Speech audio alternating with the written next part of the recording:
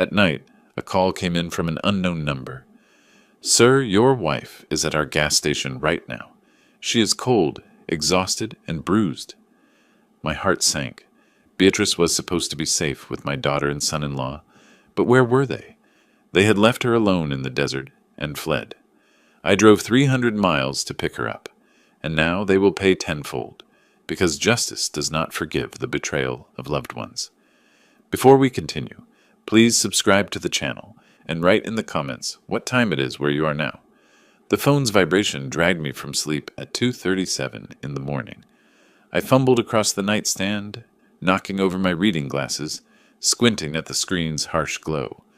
Unknown number, Nevada area code. "Yes?" My voice came out rough, disoriented. "Sir, Mr. Russell, I got your number from the lady here. Your wife, she says her name is Beatrice Russell and you're her husband?" The voice was young, nervous, male.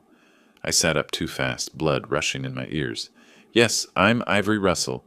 Beatrice is my wife. What's going on? Is this some kind of joke?" "No, sir, no joke. She's here at Desert Stop, out by Beatty. She's been here since yesterday morning. Alone. Sir, she has bruises on her face. She won't tell me much, but she's scared and cold, and she finally gave me your number." The words landed like fists. Beatrice should be at Death Valley National Park with our daughter Loretta and son-in-law Oscar. Safe, 300 miles from Beatty, and they'd left 3 days ago. Where is my daughter? Where is Oscar? They were traveling together. The pause stretched too long. "Sir, there's nobody here but her. She's been alone the whole time." I was already moving, throwing off the blanket, my feet hitting the cold floor. 41 years of marriage, and I knew Beatrice's rhythms like my own heartbeat. She wouldn't be alone at a gas station, not voluntarily. "I'm coming. Give me the address." I dressed in yesterday's clothes, still draped over the chair, hands shaking as I checked my wallet. License, credit cards, cash.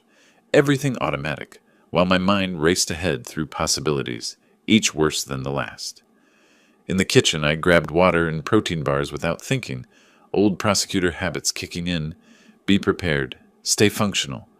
The note I started writing, gone to get Beatrice, I crumpled and tossed in the trash. No one else lived here. No one to tell. I tried Loretta's number as I backed out of the driveway. Straight to voicemail. I didn't leave a message. Tried again, 20 miles down Highway 95. Same result. My jaw clenched so tight my teeth ached. The desert highway stretched black and endless under my headlights. I pushed the speedometer to 85, then 90. No other cars. Just me in the darkness and the terrible arithmetic unfolding in my head. 3 days since the family dinner where Oscar had pulled out that manila folder. "Just want to show you both this trip insurance information, make sure everyone's protected." The way he'd kept refilling Beatrice's wine glass. How Loretta had insisted, "Mom needs to come right now, while we have time off work." Details I'd dismissed then assembled themselves now, like evidence at trial, the pattern emerging, deliberate, calculated. Desert Stop appeared suddenly, harsh fluorescent lights blasting the darkness. I swung into the lot too fast, tires squealing, and there she was. Beatrice sat on a metal bench outside the convenience store, wrapped in an employee blanket. Her hair hung in tangled strands around her face.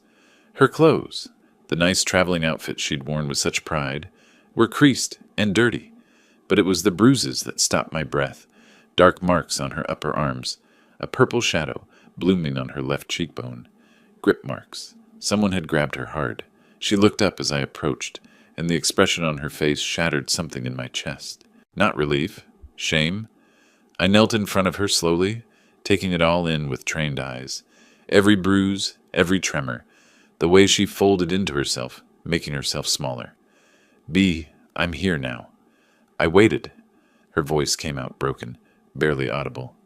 "I thought they'd come back. I thought maybe they forgot." A young kid hovered nearby, watching anxiously, the employee who'd called. Dark hair, maybe 19. He shifted his weight, clearly wanting to help but unsure how. "Don't talk now," I told Beatrice. "Let's get you somewhere warm and safe. We'll figure this out." She finally met my eyes, and the pain there cut deeper than any physical wound. "Ivory, they left me. Our daughter left me on purpose." I helped her stand, supporting her weight as she leaned against me. She felt smaller than I remembered, diminished. I grabbed her small overnight bag from beside the bench, the only possession she had, and guided her toward my car. The young employee approached, apologetic and relieved. "Mr. Russell, I'm David. I'm the one who called. I'm sorry it took so long, but she didn't want me to call anyone at first. She kept saying they'd come back." "How long has she been here exactly?" "Since yesterday morning, around 10. It's been almost 36 hours, sir." I gave her water, some snacks from the store. "My manager said I could let her stay in the employee room during my shifts. She just kept watching the road." 36 hours. A day and a half in the desert cold, bruised and abandoned, waiting for family who weren't coming back. Did anyone else stop? Did she call anyone besides me?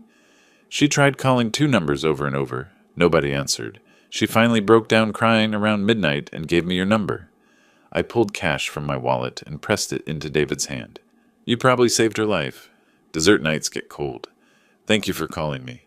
He tried to refuse, but I closed his fingers around the bills. "Take it. You did the right thing when my own family didn't."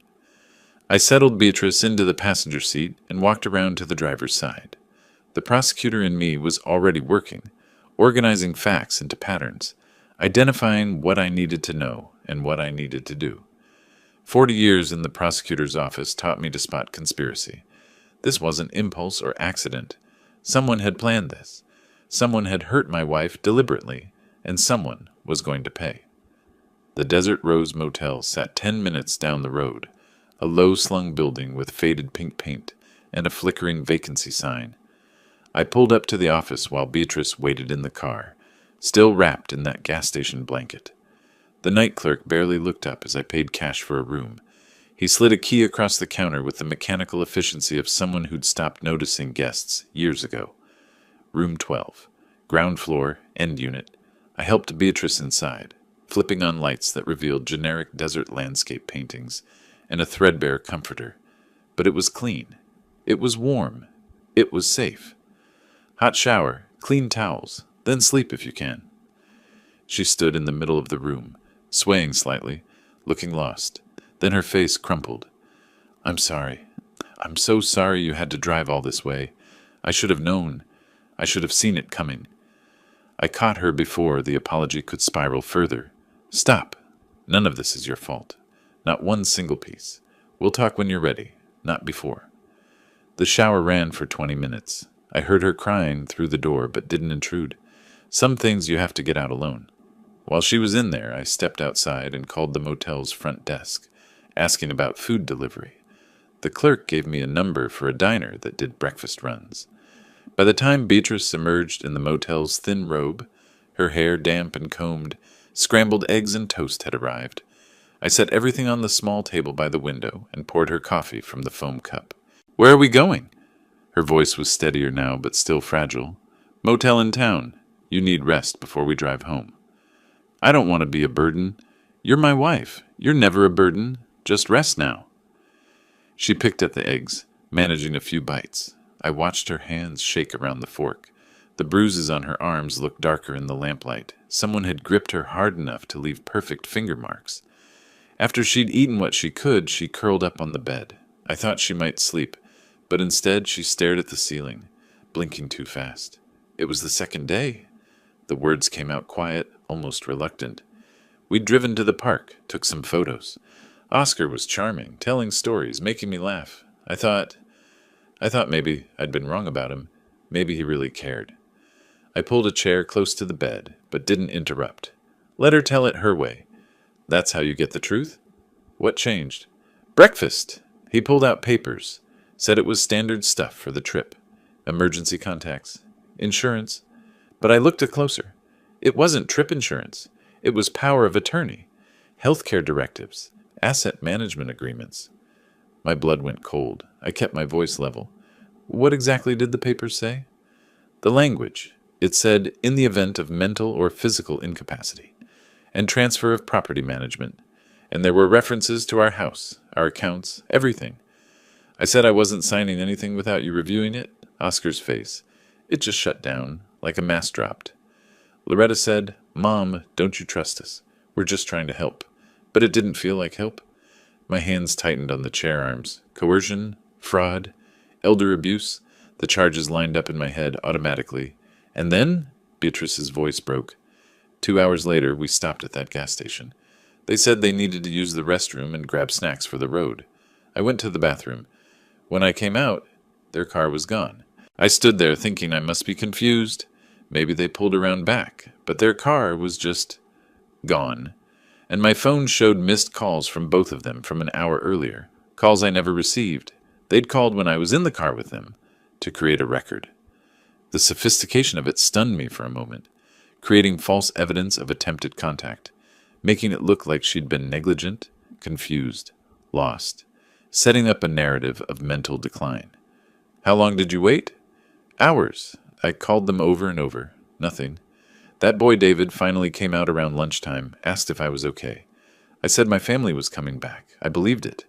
I waited all day, all night, all the next day. I kept thinking there was a mistake, an explanation, but there wasn't, was there?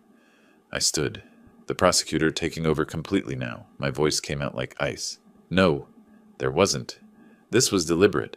They tried to coerce you. When you refused, they retaliated.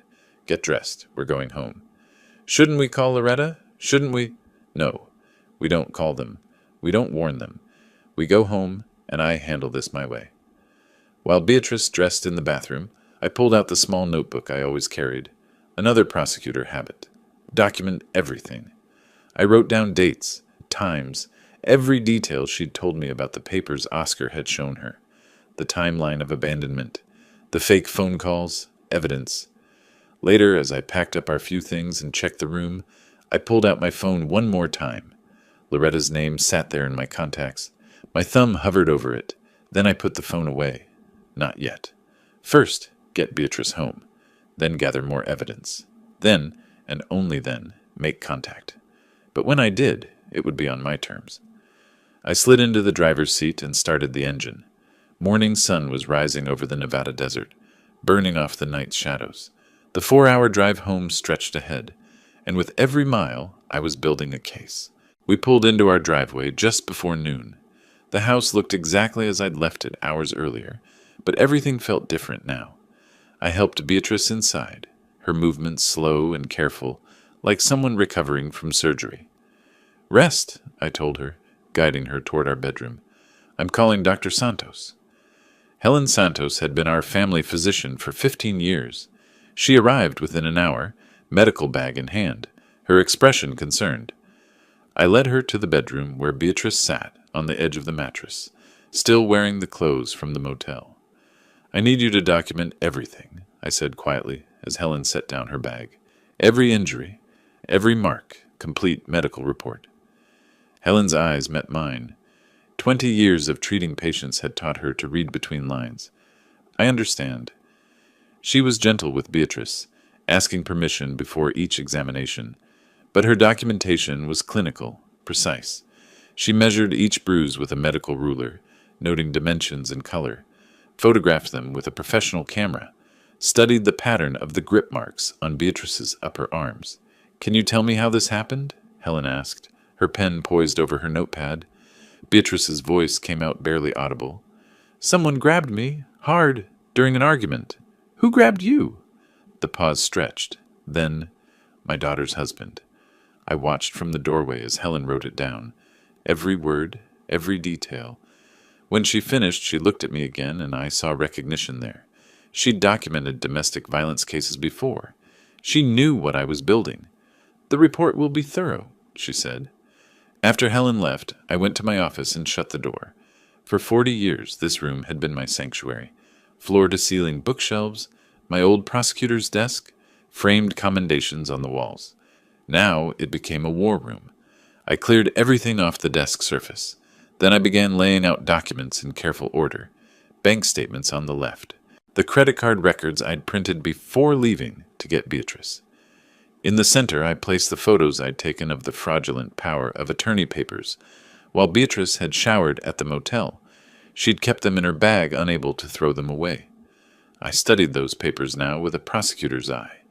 The language was sophisticated, professional terminology, proper formatting.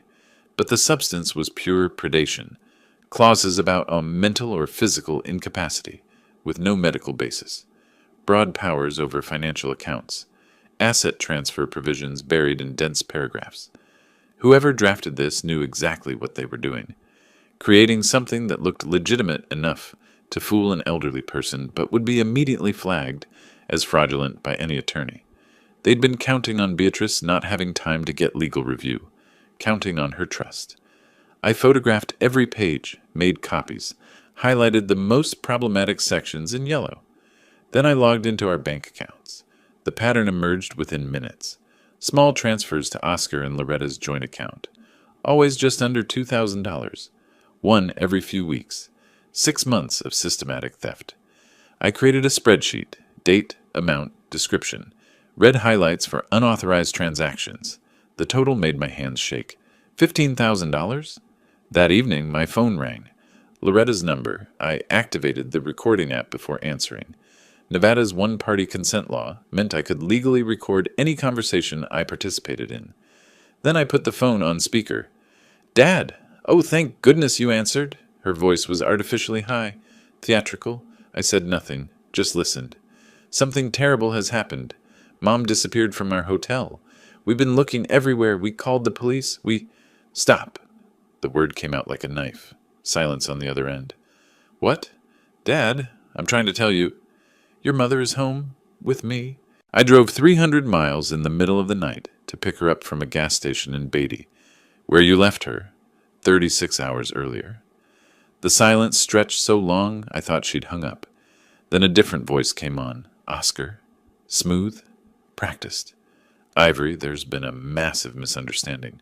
We thought Beatrice was in the hotel bathroom, and when we couldn't find her, we assumed she'd gone for a walk. We searched everywhere. We were frantic. You're lying. We both know it. We'll discuss this face to face. Soon. Be ready." I hung up, immediately transferred the audio file to my computer, labeled it with date and time, saved 3 backup copies. For the next 2 days, I worked methodically. Photographed Beatrice's bruises from multiple angles with a ruler for scale, compiled financial records, built a timeline of every interaction with Oscar and Loretta over the past 6 months. Small things I'd dismissed at the time now formed a pattern. The unusual questions about our assets, Oscar's interest in our estate planning, Loretta's sudden attentiveness after years of minimal contact. On the 3rd day, I called Marcus Fleming. We'd worked together 20 years ago when we were both in the prosecutor's office.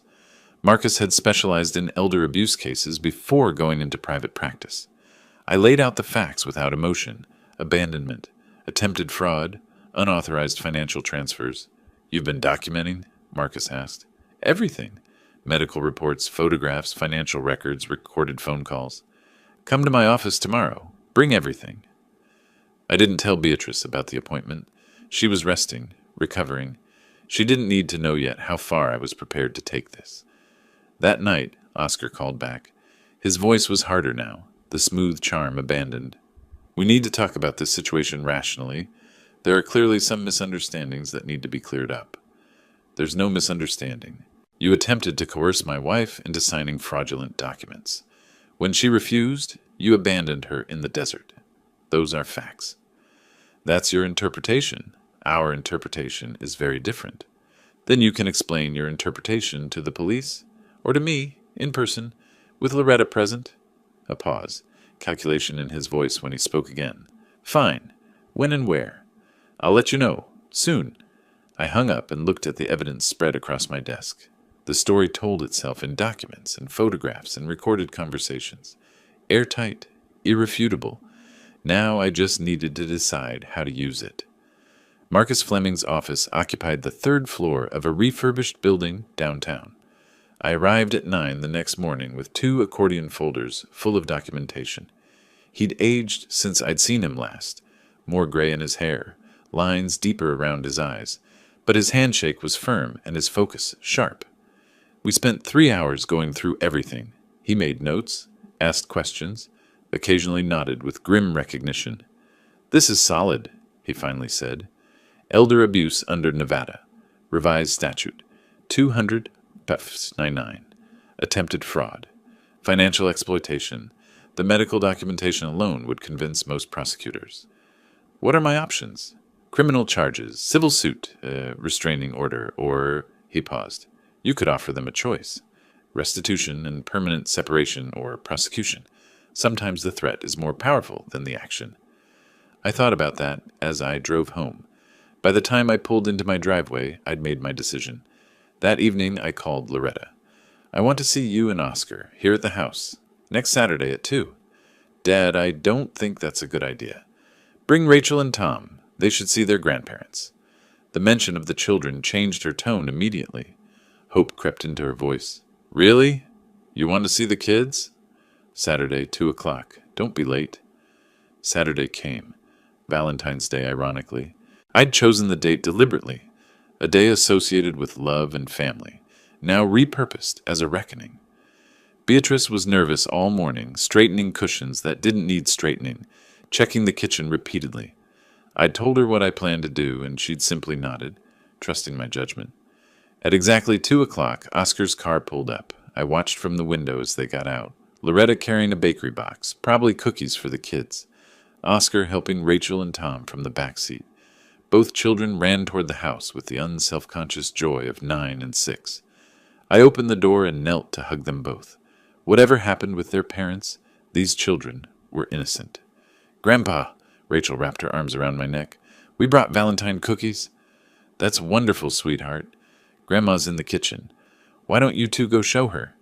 The children raced inside. Loretta and Oscar followed more slowly, tension visible in their shoulders. Dad, Loretta started, but I held up a hand.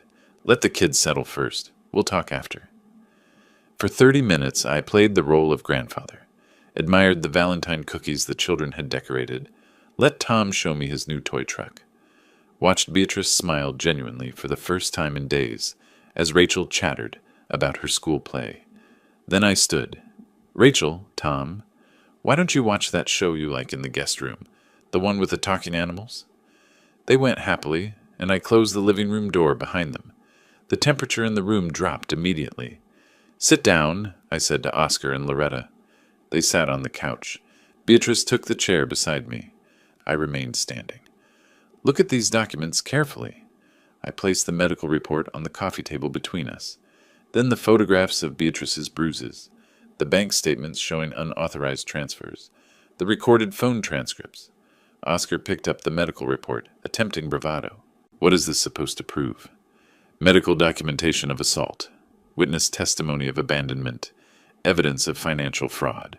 Choose any term you prefer. Loretta's voice broke. Dad, please. We can explain. Then explain. Explain the bruises on your mother's arms. Explain leaving her at a gas station for 36 hours. Explain $15,000 in unauthorized transfers. Silence. Oscar's jaw was clenched, a vein visible at his temple. Loretta looked at her mother, then away. You have 2 options, I continued. First option, I take these documents to the prosecutor's office. They file charges for elder abuse, attempted fraud, and financial exploitation. You'll face criminal prosecution. Oscar stood abruptly, aggressive. You're bluffing. You can't prove intent. Any lawyer would tear this apart. This is harassment. Intimidation. I didn't move. I was a prosecutor for 40 years. I know exactly what I can prove. Second option, you return every dollar you took. You apologize to Beatrice. You never contact us again asking for money. Dad, we just needed help getting on our feet. Loretta's tears were streaming now. We're family. Families help each other. Families don't abandon each other in the desert. You have 48 hours to decide. Oscar moved toward the door, his face red with anger. You'll regret this. Going after your own daughter. What kind of father does that? The kind who protects his wife. The kind who believes in consequences. Loretta made one last attempt, her voice breaking. Daddy, please, don't do this. Think about Rachel and Tom. Think about our family. I'm thinking about them. I'm thinking they deserve better than parents who abuse elderly relatives for money. 48 hours, Loretta. The door slammed. Through the window, I watched Oscar's car peel out, tires squealing on the pavement. Rachel's Valentine cookies sat abandoned on the kitchen counter. Beside me, Beatrice was crying quietly. Not for herself, but for what we'd lost. I put my arm around her shoulders and held her as we stood at the window, watching the empty street. The 48-hour countdown had begun. 48 hours. 2 full days of silence. No calls. No texts. No apologetic knock at the door.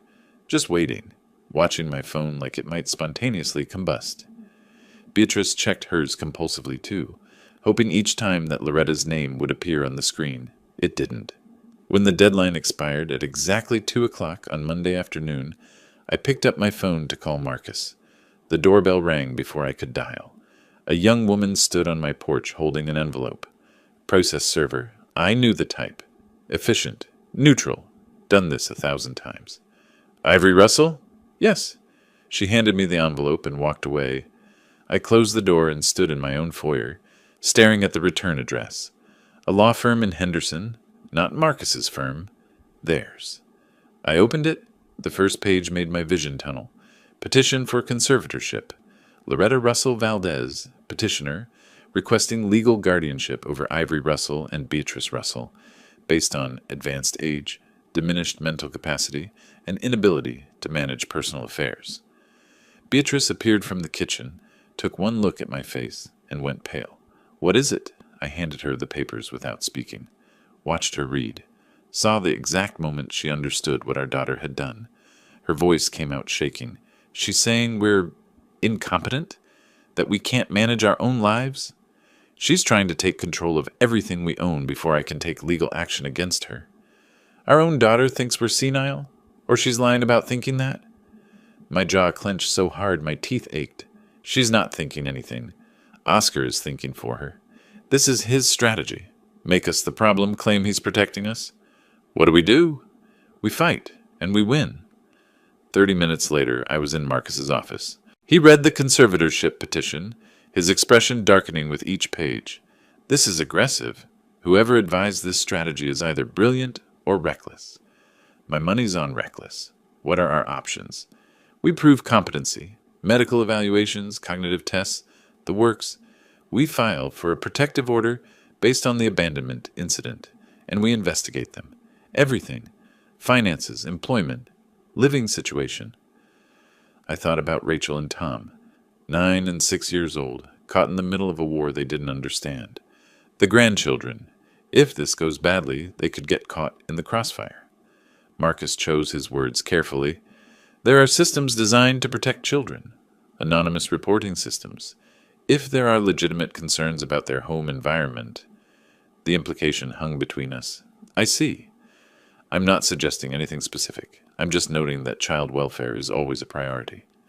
Over the next week, Beatrice and I underwent comprehensive medical evaluations, cognitive function tests, memorizing word lists, solving puzzles, recalling recent events, physical examinations, psychiatric assessments. The doctor who conducted my cognitive evaluation smiled slightly when I rattled off the date, the president's name, and the list of words she'd asked me to remember 20 minutes earlier.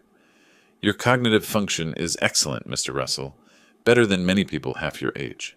For the record, there is absolutely no evidence of diminished capacity. Will you put that in writing? Already typing the report. That same week, I made a call I never thought I'd make. From a grocery store parking lot 20 miles from home, using a prepaid cell phone bought with cash, I dialed Child Protective Services. I spoke calmly about concerns for my grandchildren. A father with apparent financial problems and anger management issues. A mother under severe stress. Recent family conflicts exposing the children to adult problems. I provided their address. Refused to give my name. The operator said they'd investigate. I broke the phone in half and dropped it in a public trash can 3 blocks away. Through old contacts at the prosecutor's office, people who still owed me favors, I learned something interesting about Oscar. His name had appeared in a case file 2 years ago, connected to an investigation of illegal online gambling operations. The case was dropped, but the connection was noted. Gambling debts. That explained the desperation for our money. I hired a forensic accountant, not a private detective. Those felt too invasive. But following money? That's what I'd done for 40 years. I gave the auditor everything. Oscar's name, social security number from old family tax documents, employment information, Find everything, I told him. The court hearing came on the last day of February. Judge Patricia Wolfe. I'd worked cases in her courtroom during my final years at the prosecutor's office. She was fair, intelligent, and took no nonsense. Loretta's attorney presented their petition, elderly parents showing signs of confusion, concerning behavior, erratic financial decisions. Marcus methodically destroyed every claim, comprehensive medical evaluations, perfect cognitive function, financial records showing not our confusion but their theft, David's witness testimony about the abandonment, Dr. Santos's medical report documenting assault. Judge Wolfe's decision was swift. Petition for conservatorship denied. Furthermore, I'm granting the Russells' motion for a protective order. Ms. Russell Valdez and Mr. Valdez are to maintain a distance of 100 yards from Mr. and Mrs. Russell at all times. First victory. As we left the courtroom, I caught Oscar's eye across the hallway. The hatred there was pure, undiluted. He leaned close to Loretta, whispered something sharp. She nodded, her face hard. This wasn't over. Outside, Marcus put a hand on my shoulder. You won. They can't touch you legally now. They'll try something else. Probably, but you're protected. I thought about the financial auditor's report, due any day now, about the anonymous call I'd made, about all the pressure building around Oscar and Loretta, like a vice, slowly tightening. We'll see, I said. The financial auditor's report arrived by encrypted email 3 days after the court hearing. I printed it in my office with the door locked. 40 pages of pure devastation. Online casino accounts showing losses exceeding $90,000 over 2 years. High-interest loans from predatory lenders. Credit cards maxed and defaulting. And worst of all, a second mortgage on Oscar and Loretta's house, signed only by Oscar, either forged or obtained without Loretta's knowledge. I sat back, absorbing the implications. Oscar hadn't just been stealing from us. He'd been destroying his own family financially for years. I photographed key pages, saved multiple digital copies, locked the printed report in my safe. Then I called Marcus.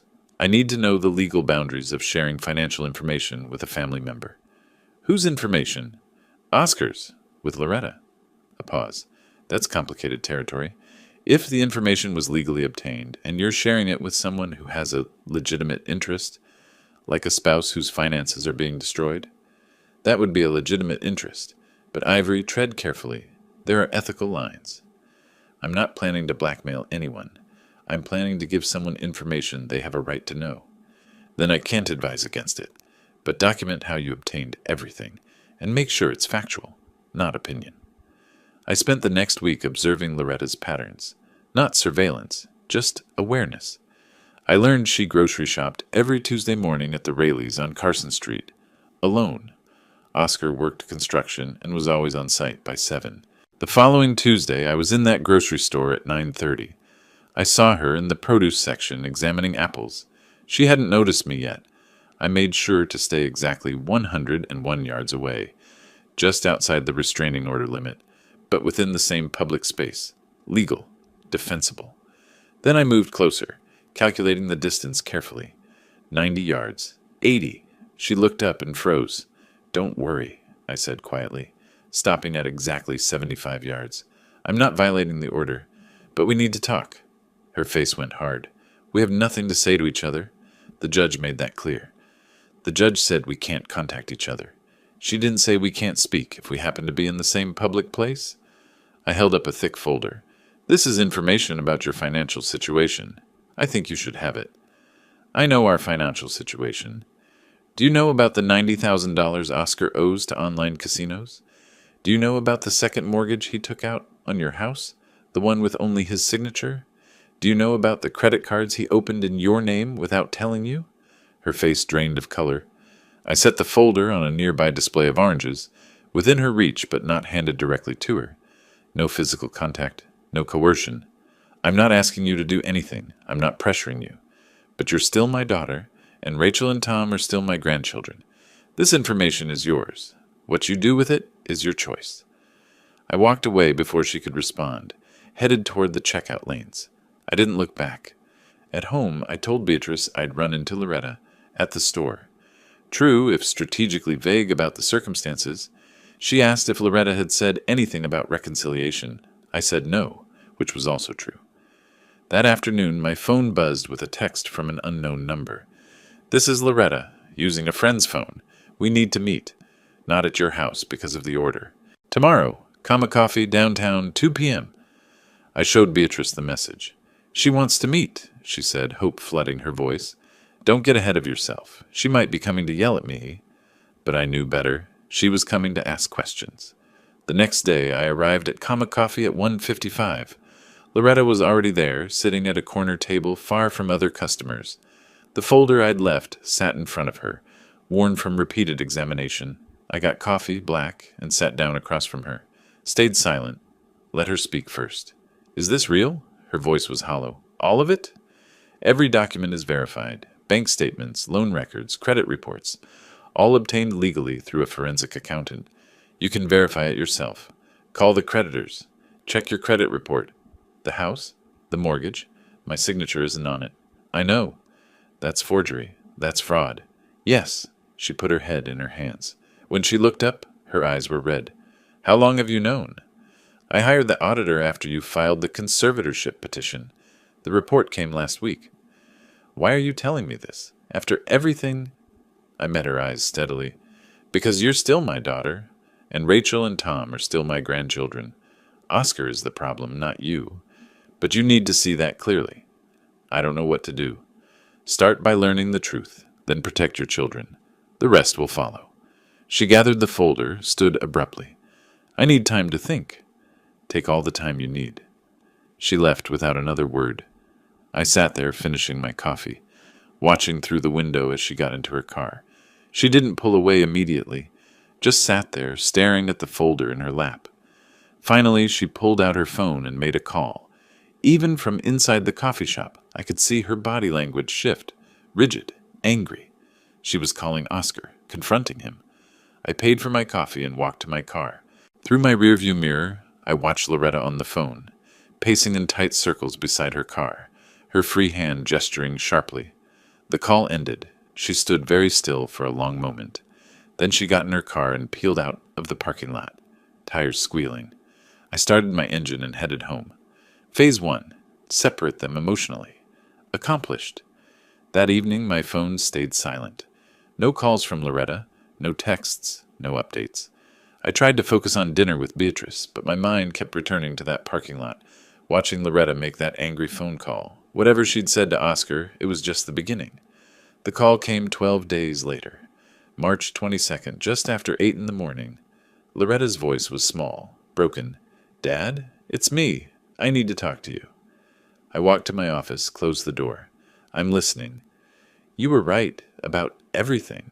The gambling, the debts, the forged documents. I checked it all. I didn't know. I swear I didn't know." The words came out rushed, desperate, but I didn't soften. "You didn't know about the debts, but you knew you left your mother at a gas station. You knew she had bruises. You knew what you did." Silence, then crying. "He told me she was manipulating us, that she ruined the papers on purpose to make us look bad. I believed him because I wanted to believe we were the victims, not the criminals. And now I see what I am, what I did. I don't expect forgiveness. I just need to protect my children from the mess I created." I let her cry for another minute. Then I laid out my terms. If you want any path toward eventual reconciliation, and I'm not promising anything, you need to take concrete action. First, file for divorce immediately. Second, agree to temporary custody of Rachel and Tom with us while you stabilize. Third, return the $15,000. Dad, I can't. Child Services is investigating your home. If you don't act now, the decision gets taken out of your hands. The silence stretched. Finally, how long do I have? 2 weeks for all 3. The money, I'll need time to... Payment plan is acceptable, but the divorce papers need to be filed within 2 weeks. Non-negotiable. Another long pause. Okay. One more thing. When you file, you need to request that the notary who witnessed the forged mortgage be investigated. That person is either complicit or had their credentials stolen. Either way, it's evidence. I said it casually, almost as an afterthought. But I knew Oscar. Desperate men make desperate choices. and if Oscar thought the notary could be convinced or coerced into changing their testimony. "I'll include it in the filing," Loretta said. We hung up. I sat at my desk for a long time, thinking about next moves, contingencies, how Oscar would react when the walls really started closing in. 2 weeks and 1 day later, on April 5th, Loretta filed for divorce. Marcus called me that afternoon to tell me. She cited irreconcilable differences, requested full custody with supervised visitation for Oscar, and flagged the forged mortgage for investigation. The papers were served to Oscar at his workplace an hour ago. How did he react? Server said he went pale, then red, then walked out of the building without a word. That evening I stood at my kitchen window watching the street. Beatrice was upstairs preparing the guest room for Rachel and Tom, humming softly as she worked. The sound was almost peaceful. My phone buzzed. Text from an unknown number.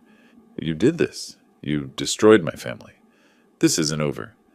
I saved the message, forwarded it to Marcus with a note. Documentation for potential restraining order extension. Then I deleted the unknown number and went upstairs to help Beatrice make up the beds. The next phase was already in motion, and this time Oscar would do most of the work himself. That evening my phone stayed silent. No calls from Loretta, no texts, no updates. I tried to focus on dinner with Beatrice, but my mind kept returning to that parking lot, watching Loretta make that angry phone call to Oscar. Whatever she'd said to him, it was just the beginning. The next morning, Marcus called.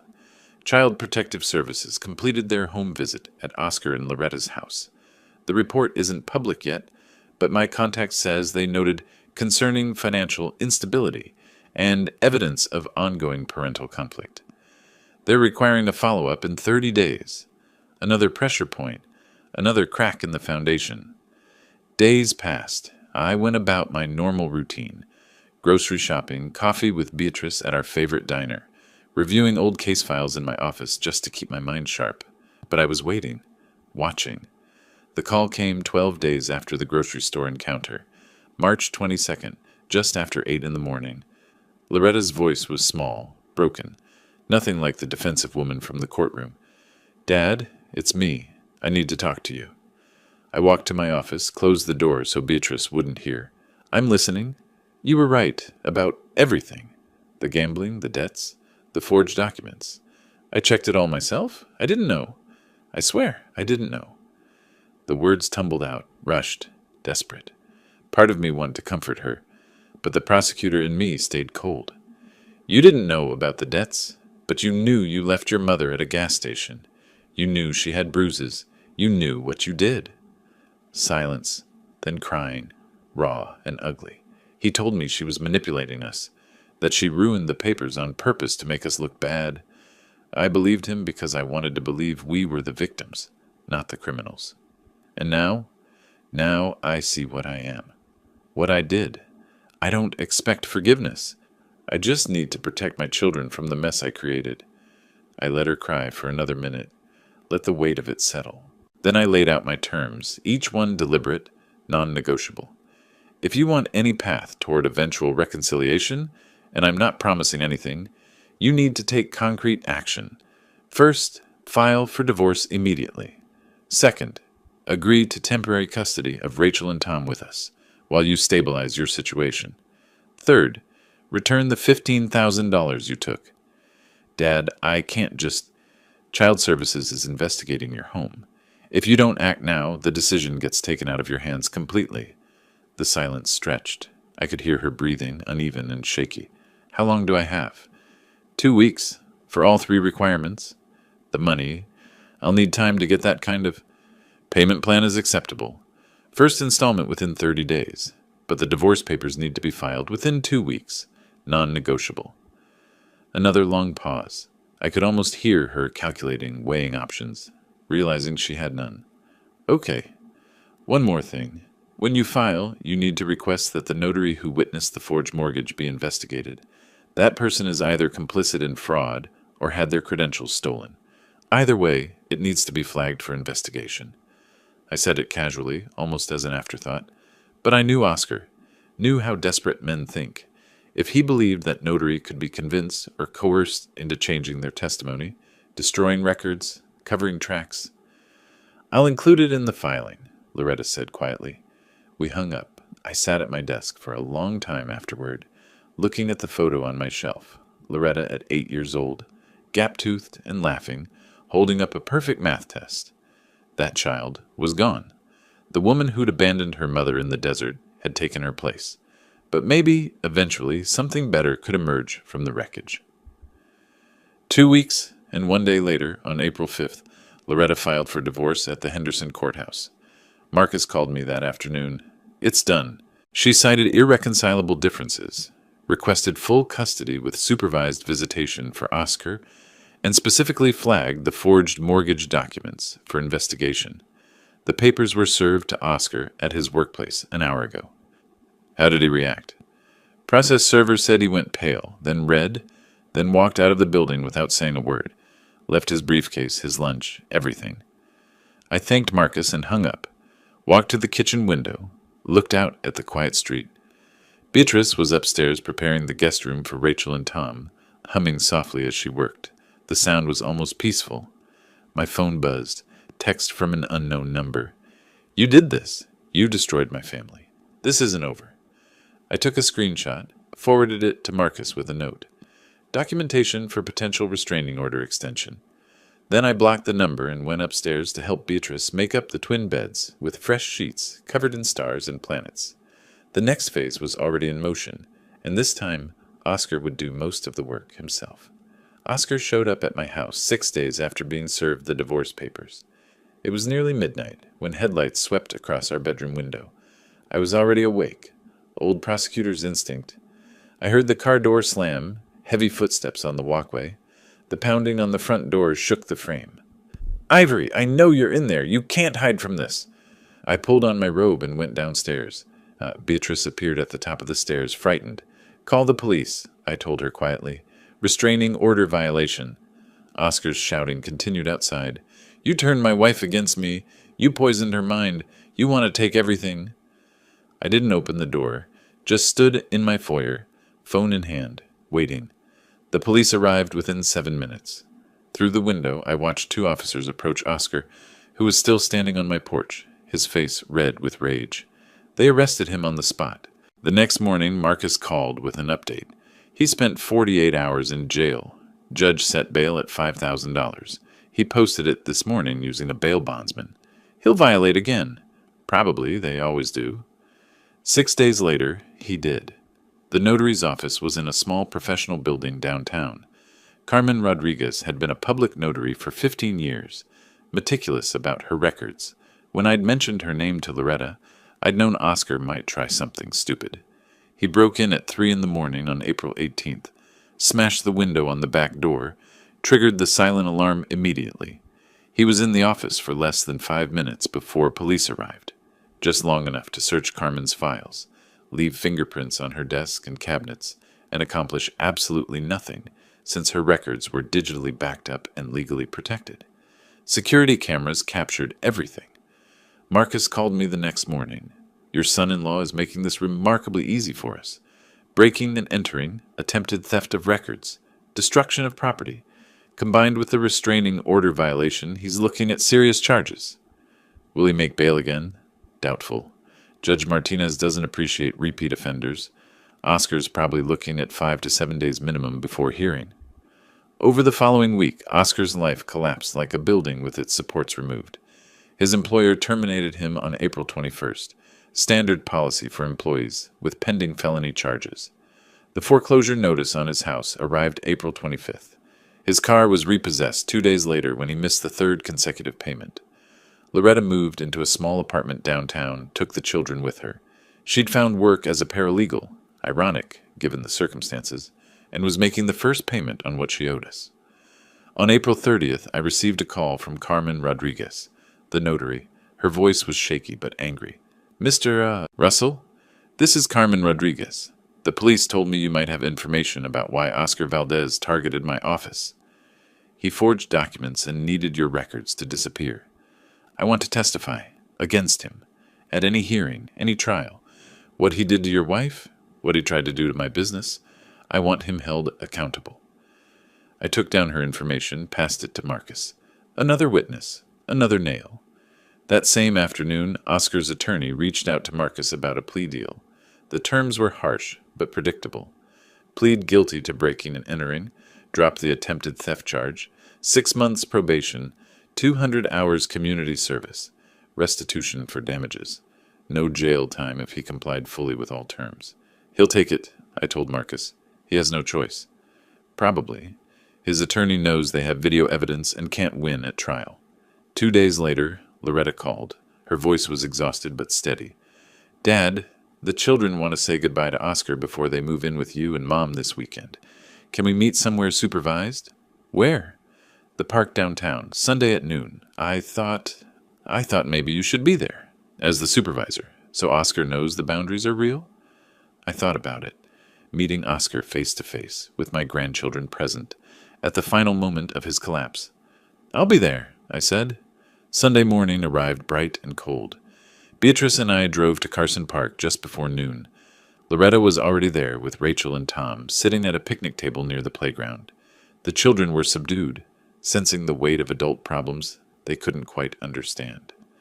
Oscar arrived 10 minutes late, driving a borrowed car. He looked diminished, unshaven, wearing rumpled clothes, moving like someone who hadn't slept in days. He stopped when he saw me standing beside Loretta, his jaw clenched. You brought him? Loretta's voice was firm. Dad is here to supervise. Those are the terms. For a moment, I thought Oscar might leave. But then Rachel called out, Daddy! And ran toward him, and whatever fight he had left drained away. I watched him kneel and hug his daughter, then his son. Watched him try to smile, try to pretend everything was fine. Watched him lie to his children's faces about why they couldn't come home with him yet. After 15 minutes, Loretta stood. Time to go. Oscar's mask cracked. Please, just a little longer. We agreed on 15 minutes. He looked at me then, and I saw everything in that look. Hatred, defeat, recognition that he'd destroyed himself more thoroughly than I ever could have. This is all you, he said quietly. You orchestrated everything. I met his eyes steadily. You left my wife in the desert. Everything after that was just consequence. He had no response to that. Just turned and walked back to the borrowed car, shoulders hunched, a man carrying the full weight of his choices. Beatrice took the children's hands, leading them toward our car. Loretta lingered for a moment, watching Oscar drive away. Thank you, she said softly, for being here, for all of this. Take care of those children, I told her. That's all that matters now. We drove home in silence, Rachel and Tom chattering in the back seat about their new room, about the stars and planets on their sheets. Innocent voices, unaware of the war that had raged around them. In my rearview mirror, I watched the park disappear. It was over. Not forgiveness, not reconciliation, not healing. Those would take years if they came at all. But the revenge part, that was finished. Justice had been served, cold and precise. And sometimes that had to be enough. Oscar's criminal sentencing hearing was scheduled for May 7th. I wasn't required to attend. I went anyway. The courtroom was the same one where I'd prosecuted hundreds of cases over 4 decades. Judge Martinez presided, a woman who'd come up through the system the same years I had, who knew what thorough prosecution looked like. Oscar shuffled in wearing county jail scrubs, unable to make bail this time.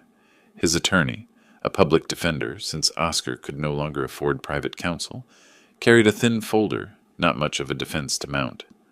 I sat in the back gallery, dressed in a suit. Old habits. The judge reviewed the case file, her expression neutral but focused. Oscar's attorney made his arguments. Isolated incidents, extreme stress from failing marriage, no prior criminal record, fully cooperative with authorities. Judge Martinez listened. Then she spoke. Mr. Valdez, I've reviewed your case thoroughly. Your attorney argues this was a single lapse in judgment, but the record shows a pattern. You abandoned an elderly woman in dangerous conditions. You violated a restraining order. You broke into a legal office to steal confidential documents. The public defender tried again. Your Honor, my client was under extreme stress from financial difficulties. Many people face stress and financial difficulties. They don't commit crimes. Mr. Valdez made choices. consistently poor choices that endangered others and violated the law. Oscar spoke for the first time, his voice hollow. I was trying to protect my family's interests. I was desperate. Desperation doesn't excuse criminality. I'm sentencing you to 6 months supervised probation, 200 hours of community service, full restitution for damages, and a permanent restraining order prohibiting any contact with the Russell family. This means no contact of any kind. Not through intermediaries, not through social media, not through your children. Any violation will result in immediate incarceration. Do you understand? Yes, Your Honor. Oscar looked at me once as the bailiff let him out. I met his eyes steadily. He looked away first. A week later, Loretta called.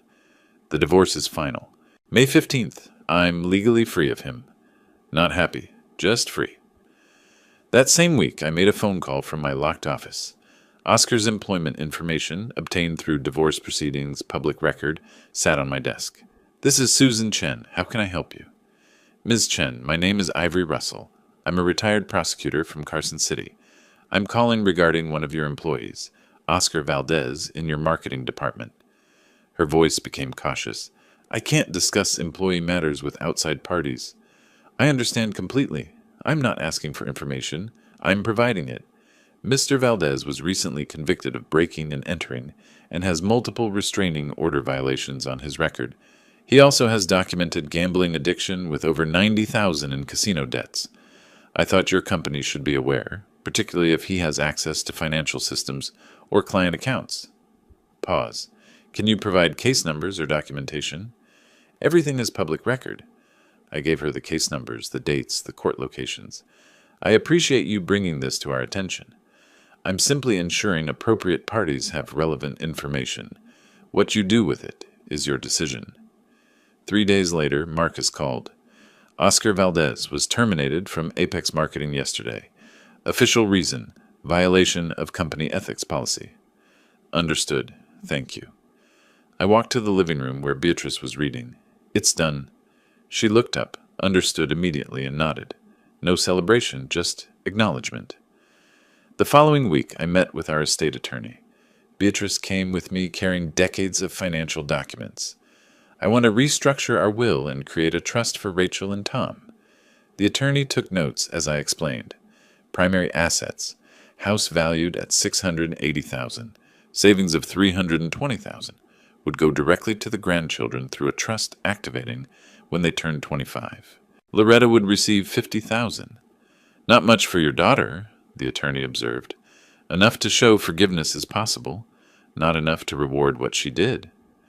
The trust included strict provisions, protected from any future spouse Loretta might have, couldn't be accessed early for any reason, required the children to maintain good academic standing and clean criminal records. This is ironclad, the attorney confirmed. No one can access or modify it without a court order proving you were incompetent when you created it. We signed the documents in early June. The notary witnessed, stamped, filed the originals in the attorney's safe. Later that month, Marcus provided a final update. Oscar moved back to California, living with his mother in Sacramento, working part-time retail, barely making minimum payments on court-ordered restitution. I absorbed this information. Criminal record, check. Divorced with minimal visitation, check. House foreclosed, check. Car repossessed, check. Job terminated, check. Credit destroyed, check. $90,000 in unpayable debts, check. The man who'd tried to steal from us, who'd abandoned Beatrice in the desert, that man had been systematically dismantled. I felt no guilt, only the cold satisfaction of justice served. That evening I sat on our back porch watching Rachel and Tom play in the yard. Beatrice joined me, settling into the chair beside mine. It's really over, she said quietly. Yes. Do you think Oscar will try anything else? No. He has nothing left to fight with. She was silent for a moment. What you did? Coordinating all of this. Some people might call it revenge. Some people would be right. And you're okay with that? I thought about the question. About 40 years of prosecuting criminals, of building cases, of believing in consequences, about finding my wife bruised and abandoned at a desert gas station, about watching Oscar manipulate our daughter into complicity. I stopped a criminal using legal means. I'd do it again. Beatrice reached over and took my hand. Her grip was strong, steady. The tremor she'd had for weeks after the abandonment was gone now. Good, she said, because he deserved everything he got. We sat together as the sun set, watching our grandchildren play, and for the first time in months, the weight I'd been carrying lifted. Justice wasn't just served, it was complete. Summer arrived with a gentleness that felt earned. Rachel and Tom adjusted to living with us with the resilience of children, their rooms filled with artwork, homework assignments, the comfortable chaos of young lives. Beatrice enrolled them in summer programs at the local community center. I taught Tom to ride a bike in our driveway, running alongside him until the moment he found his balance and pedaled away, laughing. Beatrice started therapy twice a week, a kind woman named Dr. Patricia Lynn, who specialized in trauma recovery. At first, Beatrice resisted. I'm fine. I don't need to talk to anyone. But I insisted. The abandonment, the bruises, the betrayal by our daughter, those things left marks deeper than skin. After 3 weeks, Beatrice came home from a session and told me, Patricia asked me today what I wanted from the future. I realized I'd been so focused on surviving, I'd forgotten to think about living. And what do you want? To be a grandmother, to feel safe in my own life again, to forgive Loretta eventually when she's earned it. Not today? Not today, but maybe someday. Loretta called every evening to talk to her children. Brief conversations full of, how was school? And, did you brush your teeth? And, I love you. She sent the first payment of what she owed us, $500, nearly half her paycheck from her paralegal job. On the second Saturday of June, she asked if she could visit. Just for an hour. I want to see them. I want to see you both. I looked at Beatrice. She nodded slowly. Saturday afternoon, 2 o'clock, 1 hour. Loretta arrived exactly on time, carrying a bag of art supplies for the kids.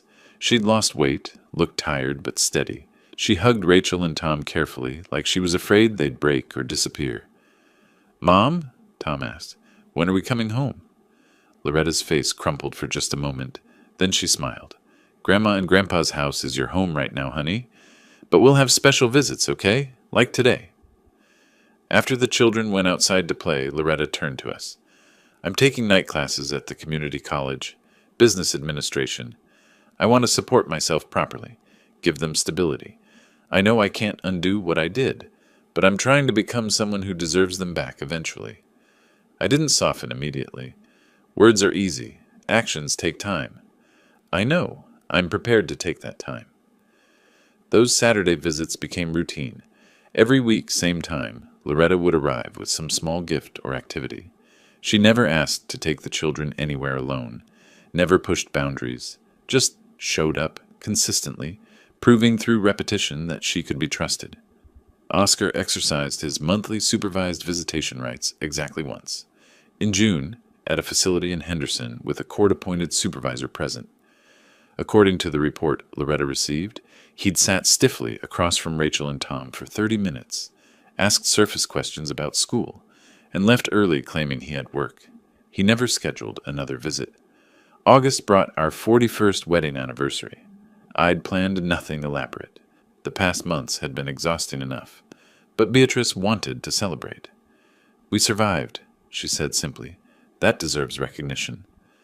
We invited Loretta for dinner. She arrived early to help cook, moving around our kitchen like she remembered from childhood, instinctively knowing where everything lived. The evening was almost normal. Rachel showed us her report card, all A's and B's. Tom demonstrated his new ability to snap his fingers. We ate lasagna and garlic bread and the lemon cake Loretta had baked. After dinner, after the children were playing in the living room, and Loretta was clearing dishes, Beatrice and I stepped onto the front porch. The sun was setting, painting the sky in shades of gold and pink. 41 years, Beatrice said. Through everything. Through everything, I echoed. Do you think Loretta will be okay? Really okay? I thought about the question, about my daughter who'd made terrible choices, paid terrible prices, and was slowly rebuilding herself piece by piece. I think she has a chance, if she keeps showing up, if she keeps doing the work. And us? Are we okay? I looked at my wife, 62 years old, bruises long faded, strength returned. The woman I'd driven 300 miles through the night to rescue. The woman who'd sat beside me through investigations, court hearings, strategic planning. The woman who'd chosen to heal rather than break. We're more than okay, I said. Inside, Loretta called, "Dinner's ready." Wait, we'd just eaten. I realized she meant dessert. Old habit, calling it wrong. Rachel and Tom raced toward the house, laughing about something only they understood. Beatrice stood, tugged my hand. "Come on, let's eat with our family." I rose, but paused at the porch rail, looking out at the neighborhood. 41 years in this house. 40 years as a prosecutor before that. I'd spent my entire life pursuing justice, in courtrooms, through evidence by legal means. What happened with Oscar was just one more case, except it wasn't. It was personal, and personal cases required complete solutions. Oscar was gone, not dead, not in prison, just removed, living a diminished life in California, no threat to anyone. Loretta was here, rebuilding, earning forgiveness slowly. Beatrice was healing. The children were safe.